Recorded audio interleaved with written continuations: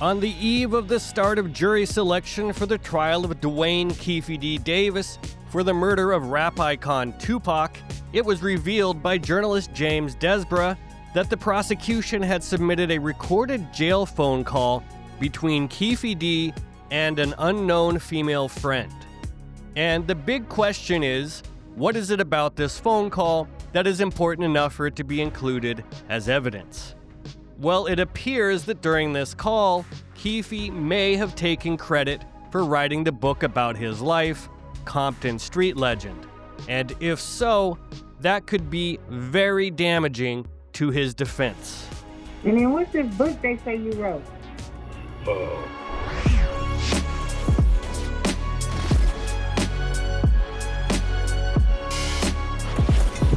Hey, Keith, Metro Police, come over here. Keffe D was arrested for Tupac's murder nearly 3 years ago after he spent literally years giving public interviews claiming he'd taken part in the 1996 shooting, in addition to releasing a biographical book about his life that he wrote with an author. And so since he's chosen to plead not guilty, his only defense really has been to claim that all of those interviews and his book are a lie, as stated very directly here by one of Keffe's previous defense attorneys. You do not think he had any involvement in the murder of Tupac Shakur? No. None? None. He's a liar then? That the statements... I would definitely say he's a liar. And Keffe has even gone so far as to claim that he didn't write his book and doesn't even know what the author put into it, as he did in this recent interview with a local reporter in Las Vegas. Description. I did not write that book. A ghostwriter wrote that. He just put that on there. So why not stop the book from being published if you knew it was going to be published, if you didn't write it? I didn't know that. I never read it. I didn't know that book was going to be published. They gave me money. I just did for money. During this news interview, Keffe even got agitated and threatened to end the interview after the reporter kept bringing up his book. If you weren't there that night, how did you know the details to write about in this book? I did not write that or book. Where did okay. the details you come? ask me one more time about on the end of the interview, I swear. Okay. You ask me one more time.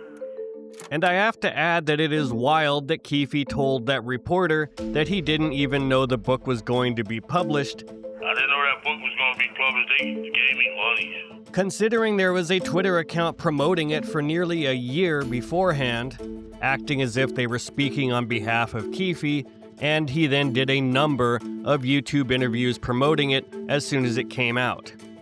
So now an audio recording of a jail phone call that Keffe had with an unknown woman shortly after his 2023 arrest has apparently been entered into evidence for the trial.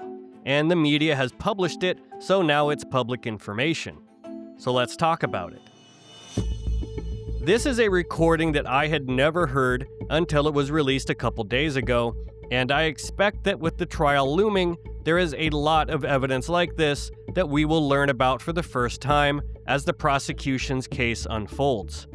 But the big question here with this recording is, why is this particular phone call important to Keffe's case?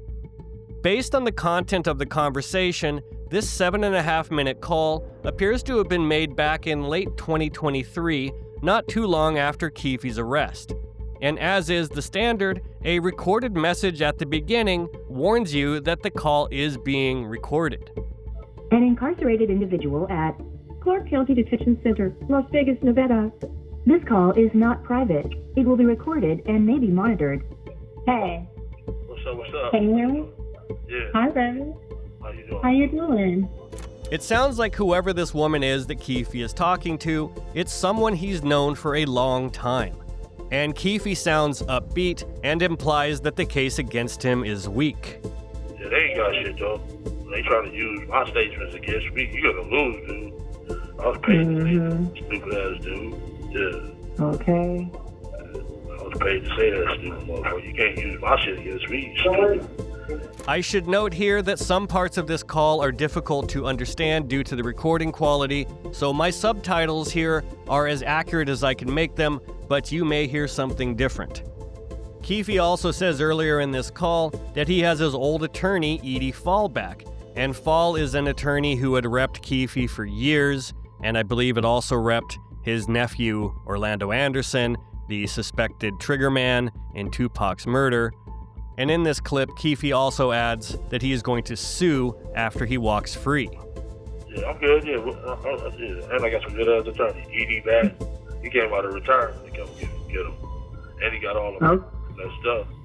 So, he I got a big ass win. And we're gonna sue the shit out the ass.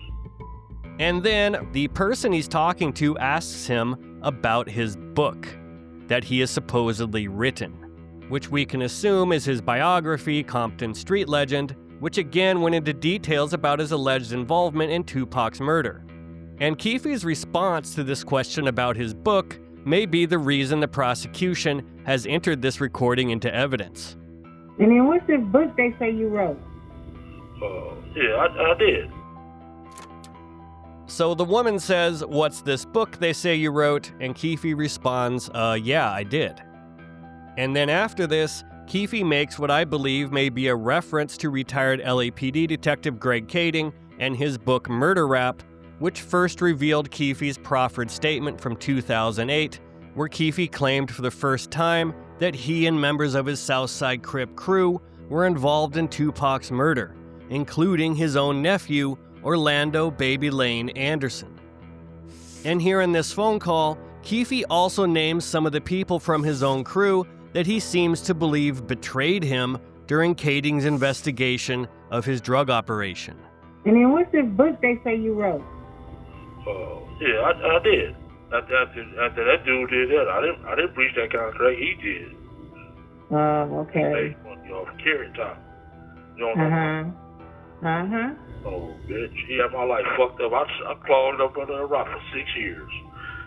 And I just got tired of it. You know what I'm saying? Shit. Let them know the motherfucking truth. Bitch, you ain't just got me, motherfucker. Niggas around me got you for me. And Dirt Rock, all them son of a bitches. You know? Wow. Yeah. And I think he may have implied there that Kading's book could be one of the reasons Keffe went public about the case in the first place, because he made a reference to crawling up under a rock for 6 years until he just got tired of it, and 6 years is how much time elapsed between the publishing of Kading's book in 2011 and Keffe D recording his first ever public interview for BET's Death Row Chronicles, which he filmed in 2017. It's as if Keffe got tired of other people telling his story and wanted to tell it himself.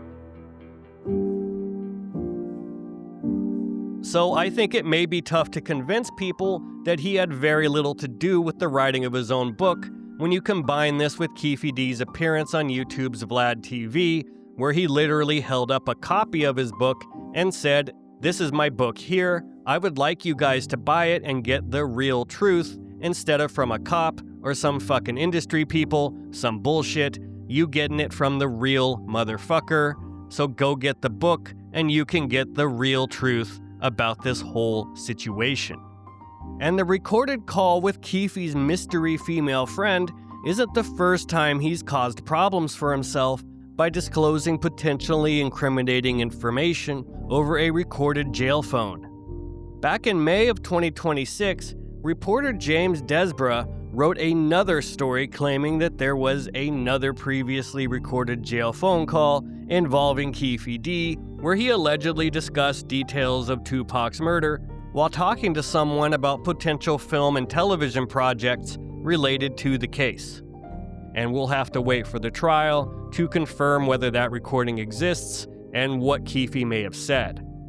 And Keffe's attempt at posting bail back in 2024 with the help of a music manager named Whack 100, aka Cash Jones, also blew up in part because of a recorded jail phone call between Keffe and his wife, where he told her Jones didn't have the actual bail money and that he was acting as a front for the owner of an entertainment company.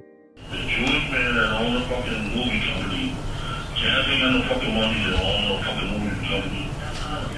They just using him as a front, so it won't look like they did it. And when you also consider that Keffe is no stranger to prison, having apparently done time starting as far back as the 1980s, you would think he would be smarter about talking about sensitive information over a jail phone that everyone knows is being recorded and possibly monitored.